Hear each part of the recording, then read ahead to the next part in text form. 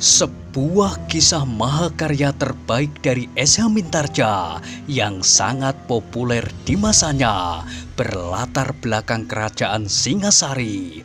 Dengan bangga kami persembahkan kepada sahabat Permata TV tercinta semuanya dengan judul Kisah Pelangi di Langit Singasari.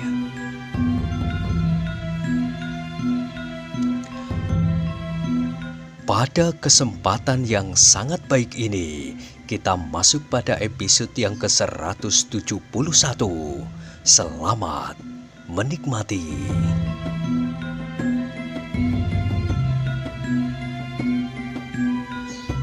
Pada episode sebelumnya telah diceritakan, terasa betapa Ken Dedes dadanya menjadi pepat, kekecewaan, kecemasan dan ketakutan bergulat di dalam dadanya. Ketika ia mencoba sekali lagi mengangkat wajahnya memandangi Aku Tunggul Ametung, maka dilihatnya Aku itu kini telah berdiri di muka pintu, memandangi titik-titik di kejauhan. Seolah-olah belum pernah dilihatnya ukiran pada tiang-tiang istana dan dinding-dinding sentong-sentongnya. Dalam sorot lampu yang kemerah-merahan, wajah Aku yang tegang itu tampak membeku seperti sebuah patung tembaga. Dan Ken Dedes pun telah dapat menyelesaikan sendiri kalimat Aku Tunggul Ametung yang terputus. Tetapi hal itu akan aku lakukan setelah upacara kebesaran. Tetapi waktu itu masih cukup lama, hampir sebulan.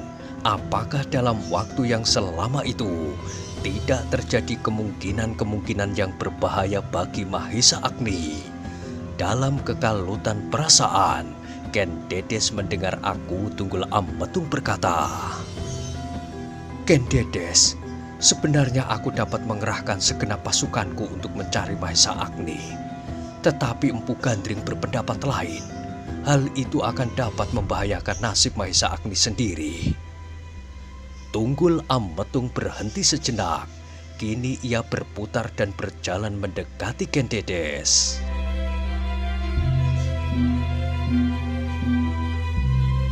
"Ken Dedes, kau tahu apakah maksud Kepu Sindet mengambil Mahisa Agni?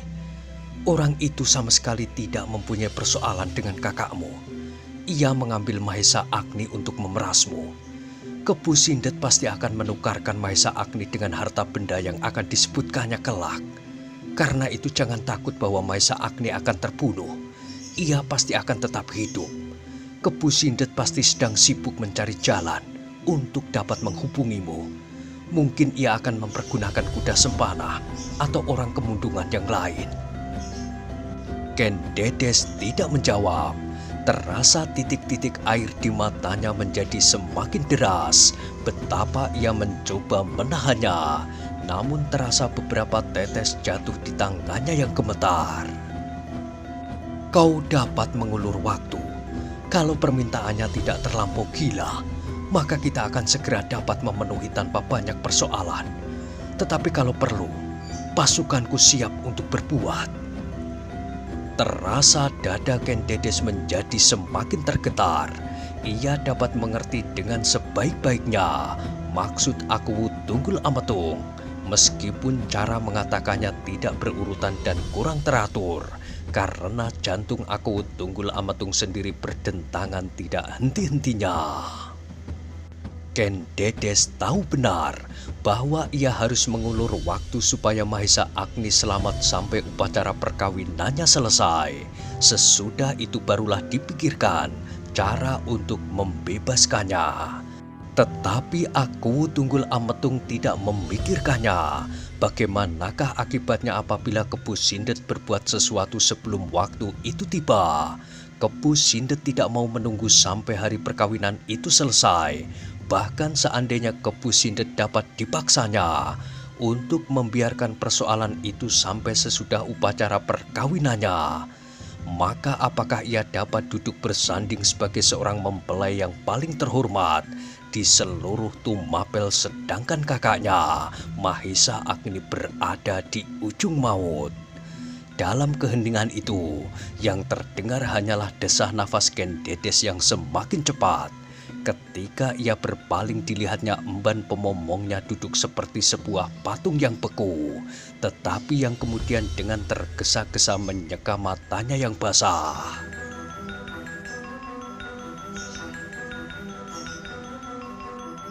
Emban itu menangis juga, desis Ken Dedes di dalam hatinya. Ia pun pasti merasa iba. Ia mengenal Kakang Mahesa Agni sejak anak-anak. Karena itu, maka ia pun pasti merasa kehilangan. Namun Ken Dedes tidak berani terlampau banyak berbuat. Aku Tunggul Amatung mempunyai kekuasaan yang tidak terbatas di Tumapel. Meskipun demikian, diberanikan dirinya untuk sekedar bertanya. Tuanku, bagaimanakah seandainya terjadi sesuatu atas Kakang Mahesa Agni sebelum perkawinan dan upacara kenegaraan itu berlangsung? Tidak akan terjadi, sahut Tunggul Amatung. Tetapi apakah aku akan menjadi seorang mempelai tanpa seorang anggota keluargaku yang masih tersisa menunggui aku? Aku Tunggul Amatung mengerutkan keningnya, tetapi kemudian ia menggeleng. Itu tidak penting, Ken Dedes. Kau akan menjadi seorang permaisuri. Tak ada persoalan yang dapat mengganggu gugat kedudukanmu. Aku memegang seluruh kekuasaan di Tumapel. Hamba, tuanku.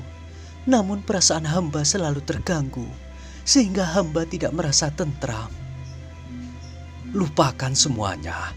Hari-harimu sendiri lebih penting dari segalanya. Dada Ken Dedes berdesir. Sekali lagi aku berpikir tentang dirinya sendiri tanpa mengingat keadaan orang lain. Tuanku, Ken Dedes kini mencoba untuk mencari jalan lain untuk menyelamatkan Mahesa Agni. Tak ada orang lain tempat hamba mengadu kecuali kepada tuanku Aku Tunggul Amatung. Kepada tuanku pula hamba mohon perlindungan atas kakakku itu, seperti yang pernah hamba katakan sebelumnya.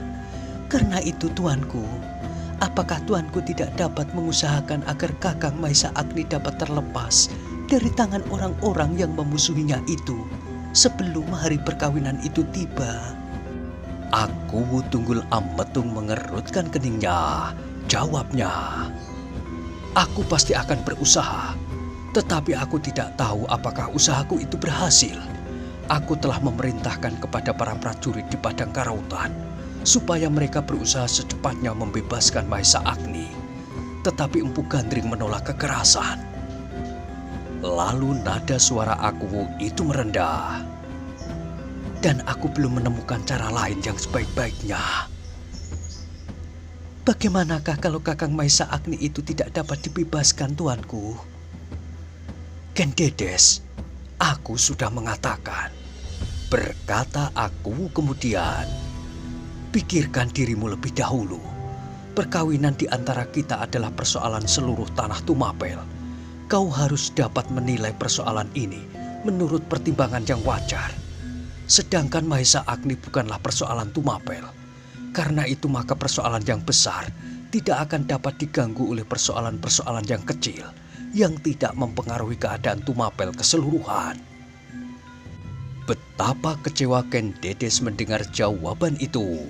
Tanpa sesadarnya maka air matanya menjadi semakin deras mengalir. Ia tidak dapat mengesampingkan begitu saja satu-satunya sisa keluarganya, Mahesa Agni.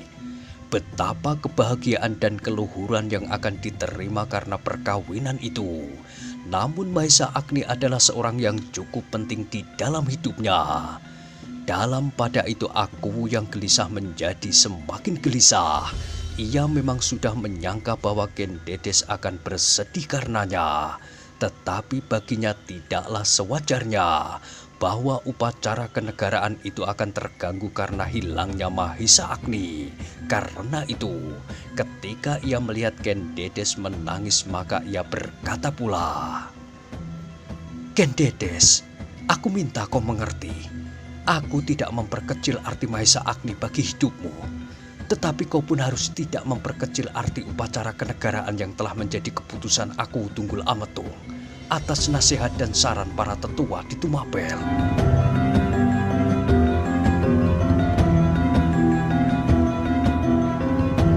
Kini harapan Ken Dedes menjadi kian tipis. Aku Tunggul Ametung tidak dapat mencurahkan perhatiannya kepada Mahesa Agni. Seandainya Mahesa Agni itu tidak segera diketemukan, bahkan apabila bencana yang sebenarnya menimpanya, maka tak ada harapan bagi Ken Dedes untuk menunda hari perkawinan yang sudah ditentukan itu. Namun ia tidak berani untuk bertanya dan menyatakan pendapatnya terlampau banyak. Ia tahu benar bahwa aku Tunggul Ametung adalah seorang yang memegang segenap kekuasaan di Tumapel. Apabila aku itu merasa dirinya terganggu, maka ia pasti akan mempergunakan kekuasaan untuk memaksanya. Itulah sebabnya, maka Ken Dedes merasa bahwa tak ada gunanya untuk merengek-rengek lebih lanjut. Sehingga dengan demikian, maka gadis itu pun kini duduk tumungkul dalam-dalam. Dicobanya untuk menahan air matanya sekuat-kuat tenaganya. "Bagaimana Ken Dedes?" bertanya aku Tunggul Ametung. "Apakah kau dapat mengerti?" Tak ada jawaban lain yang dapat diucapkan kecuali, "Hamba tuanku, hamba mengerti." Mendengar jawaban Ken Dedes itu, aku Tunggul Ametung mengangguk-anggukkan kepalanya. Meskipun ia menyadari bahwa Ken Dedes tidak berkata dengan segenap hatinya, tetapi ia mengharap bahwa lambat laun gadis itu akan dapat mengerti sepenuhnya.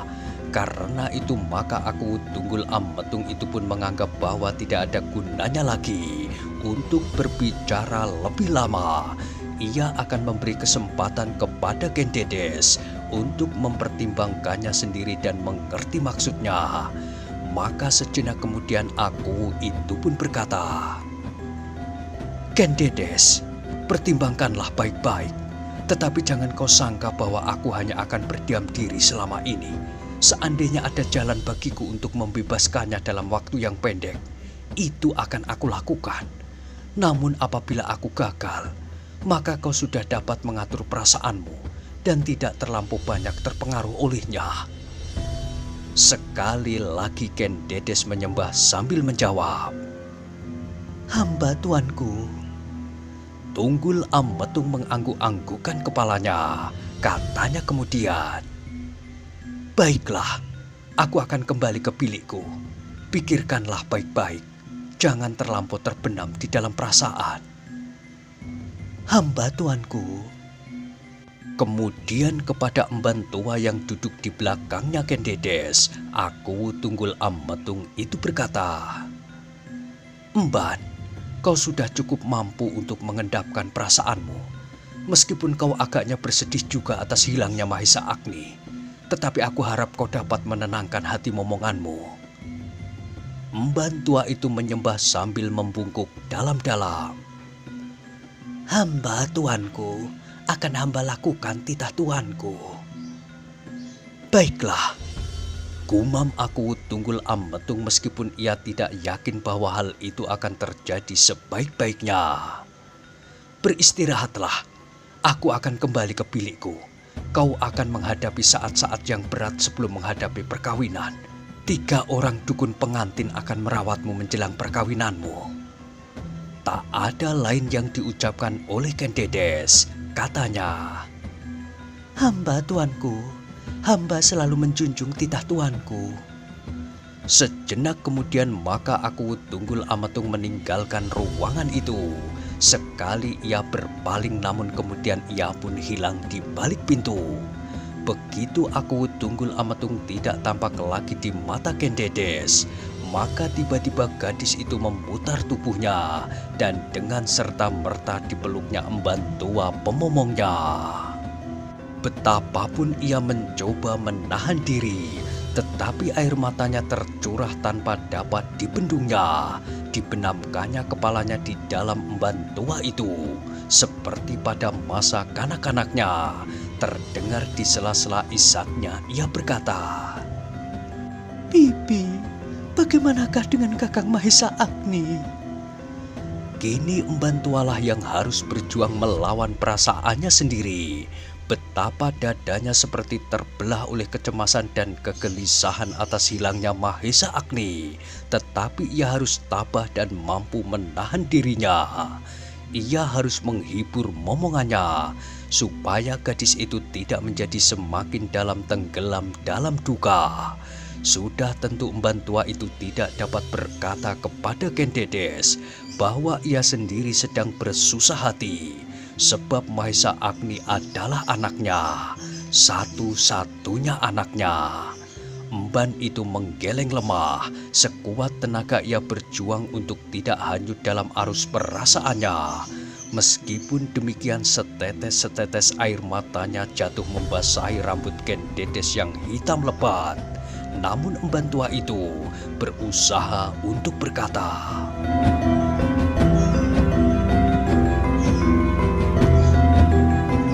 "Sudahlah Nini, jangan terlampau bersedih. Aku tahu bahwa kau merasa kehilangan. Angger Mahesa Agni adalah tidak ubahnya seperti kakak kandungmu sendiri, pengganti orang tuamu. Tetapi dengan demikian, kau akan kehilangan gairah menyambut hari-harimu yang cerah." "Apakah artinya kebahagiaan yang semu ini, Bibi?" jawab Ken Dedes tiba-tiba. Emban tua itu mengerutkan keningnya. Perlahan-lahan ia berkata, "Tidak Nini, kebahagiaan yang sudah berada di ambang pintu adalah suatu kenyataan, bukan sekedar semu. Apabila kau dapat menghayatinya, maka kau akan merasakannya sebagai suatu kurnia tiada taranya. Kau harus lebih banyak mempergunakan pertimbangan nalar daripada tekanan perasaan." "Bibi, apakah aku dapat berbuat demikian? Berpikir tentang diriku sendiri, sedangkan Kakang Mahesa Agni yang selama ini selalu melindungi aku berada dalam bahaya." Emban tua itu mengerutkan keningnya. Kata-kata Ken Dedes itu langsung menyentuh perasaannya sendiri. Mahesa Agni berada di dalam bahaya. Namun dari sela-sela bibir yang tipis, terdengar kata-katanya bergetar. "Nini, serahkanlah semuanya kepada Yang Maha Agung. Daripadanya dunia ini terbentang, maka kepadanya pula kita menyerahkan nasib. Kita hanya dapat berusaha, tetapi yang terakhir adalah kehendaknya lah yang terjadi."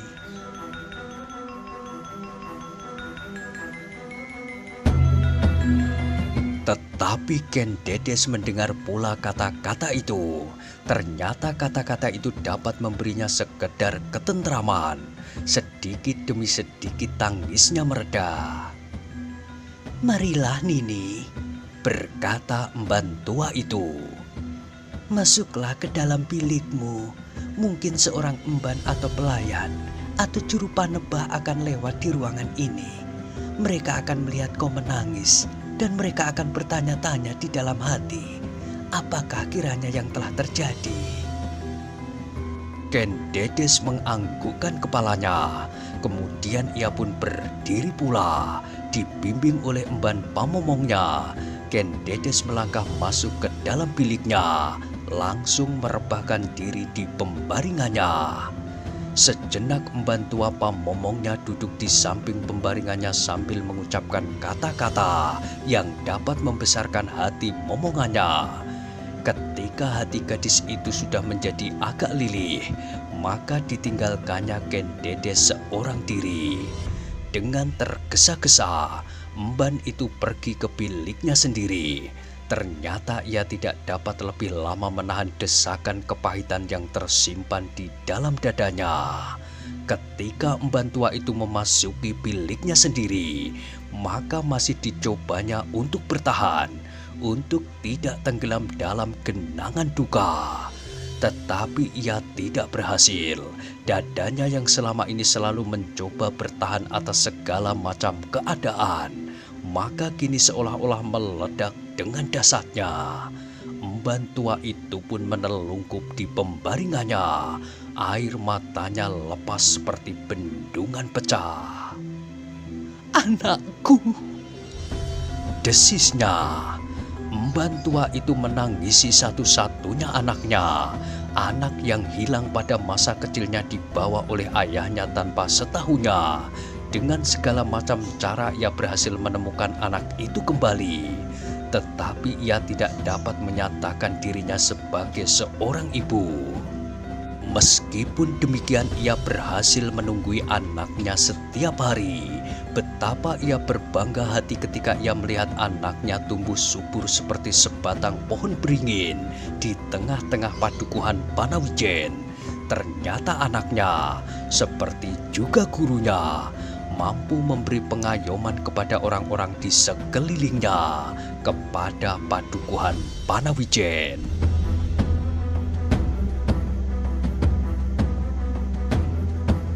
Tetapi anak muda itu kini hilang lagi, hilang dalam kabut yang kelam. Tak seorang pun yang mengetahui apakah yang berada di balik kabut hitam itu. Seolah-olah kabut itu sendiri merupakan rahasia yang penuh menyimpan bahaya. Dengan sekuat tenaga ia bertahan di hadapan Ken Dedes itu. Bahkan ia dapat menghibur hati gadis yang duka itu. Tetapi ia tidak mampu menghibur dirinya sendiri. Ia dapat menerima segala pengaduan gadis itu, sehingga hati Ken Dedes menjadi agak lapang, dan emban tua itu dapat memberinya ketentraman. Tetapi emban tua itu tidak mempunyai tempat untuk menumpahkan himpitan perasaannya. Ia tidak mempunyai kawan untuk membagi duka. Tak seorang pun yang dapat diajaknya berbicara tentang anaknya yang hilang, tentang anaknya yang ditangkap oleh seorang yang mengerikan, iblis dari kemundungan. Dengan demikian, ia harus menelan kepahitan itu seorang diri, menanggungnya sendiri dan menahankannya sendiri pula. Sementara itu malam pun menjadi semakin malam. Di kejauhan terdengar suara jangkrik berderik-derik di antara gemerisik daun-daun kering yang terbang oleh sentuhan angin malam yang basah. Dingin malam merayap menembus dinding-dinding kayu istana Tumapel, menyentuh kulit. Tetapi emban tua itu tidak juga dapat memejamkan matanya yang masih saja dibasahi air mata. Bahkan masih juga terdengar isak tangisnya tertahan-tahan. Tetapi ternyata bukan emban tua itu saja yang malam itu tidak dapat tidur. Ken Dedes malam itu sama sekali juga tidak dapat tidur. Bahkan Aku Tunggul Amatung pun selalu dibayangi oleh kegelisahan. Meskipun Ken Dedes tidak menyangkal tentang saat-saat perkawinan yang sudah ditentukan, tetapi agaknya bukan karena ia menerima hal itu dengan ikhlas. Agaknya Ken Dedes hanya menuruti kemauannya karena takut. Meskipun demikian, Aku tetap pada keinginannya. Upacara itu tidak dapat tertunda. Mungkin Ken Dedes akan bersedih untuk beberapa lama. Tetapi apabila kelak Maesa Agni telah dapat dibebaskan, maka kesedihan itu pun akan berangsur hilang.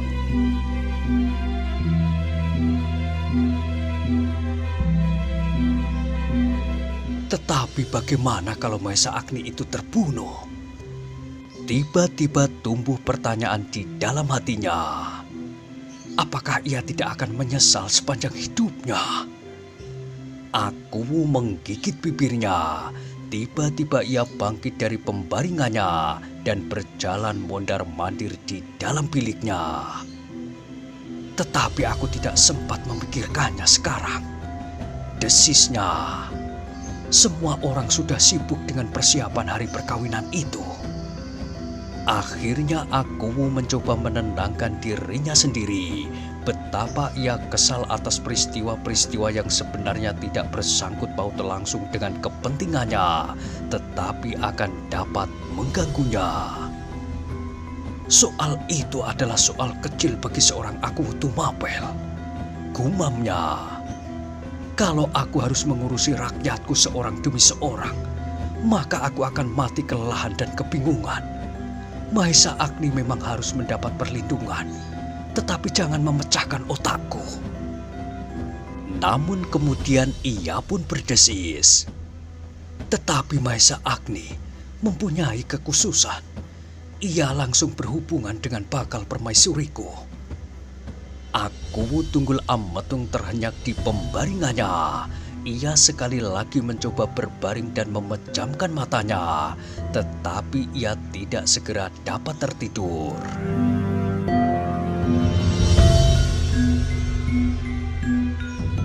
Di Lulumbang, Empu Gandring pun tidak juga dapat tidur. Meskipun ia sudah berada di tengah-tengah keluarganya, namun ia masih belum dapat melupakan kemenakannya. Empu Gandring sendiri mempunyai beberapa ikatan yang tidak dapat selalu ditinggalkannya. Ia harus mengerjakan pekerjaan sebagai seorang empu keris. Ia harus mengurusi padepokannya dan beberapa orang cantriknya. Karena itu maka ia tidak dapat meninggalkan padepokannya terlampau lama. Namun untuk melupakan Mahesa Agni agaknya terlampau sulit baginya. Karena itulah maka ia selalu saja merasa gelisah setiap ia berbaring dan memejamkan matanya. Maka wajah kemenakannya itu justru terbayang terlampau jelas. Wajah yang pucat pasi, wajah yang diam dan beku. Kasihan, desisnya. Mudah-mudahan usaha untuk membebaskannya itu berhasil. Ia pasti akan lebih daripada aku sendiri. Menurut keterangannya, maka rawa-rawa itu sudah dikenalnya dengan baik. Ternyata Mahesa Agni malam itu telah menimbulkan kegelisahan di mana-mana. Ken Dedes, emban tua pemomongnya, aku Tunggul Ametung, Empu Gandring dan Ken Arok yang berdiri tegang di padang karautan. Sambil menatap bintang yang bergayutan di langit, ia menghirup udara malam yang dingin. Tetapi ia tidak ingin segera masuk ke dalam kemahnya. Terasa udara di dalam gubuknya terlampau panas. Seperti hatinya yang terbakar oleh kekecewaan. Kenapa ia tidak mampu berbuat apa-apa dengan pasukannya itu untuk melindungi Mahesa Agni? Ia menyesal bahwa ketika Mahesa Agni pergi ke Panawijen, ia tidak berkeras untuk membawa beberapa orang prajurit bersamanya. Tetapi semua itu sudah terlanjur. Semuanya sudah terjadi.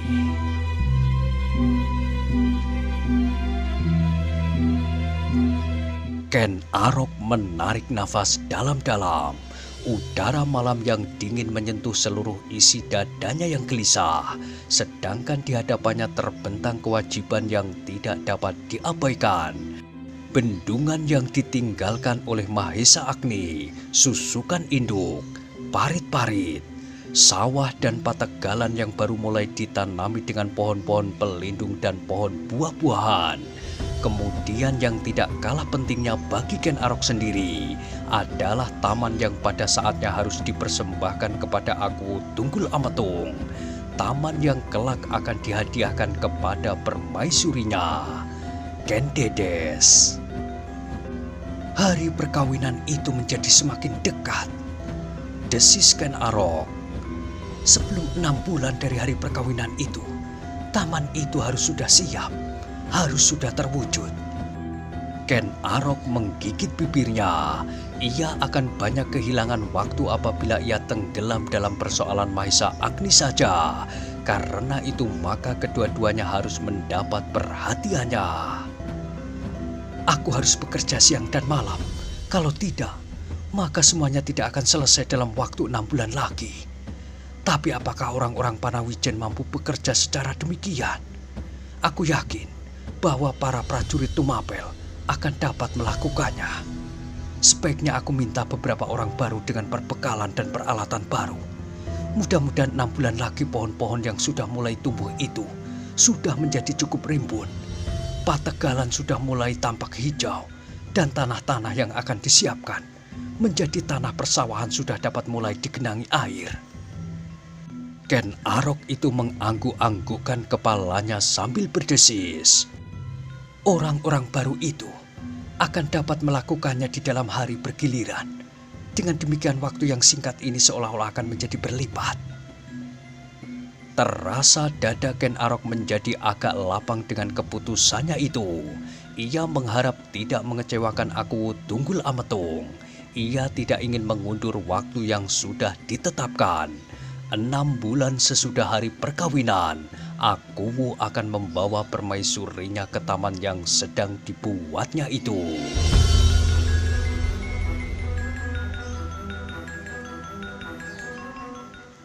Nah, bagaimanakah kisah selanjutnya? Silahkan ikuti terus kisah Pelangi di Langit Singasari pada episode berikutnya. Sampai jumpa.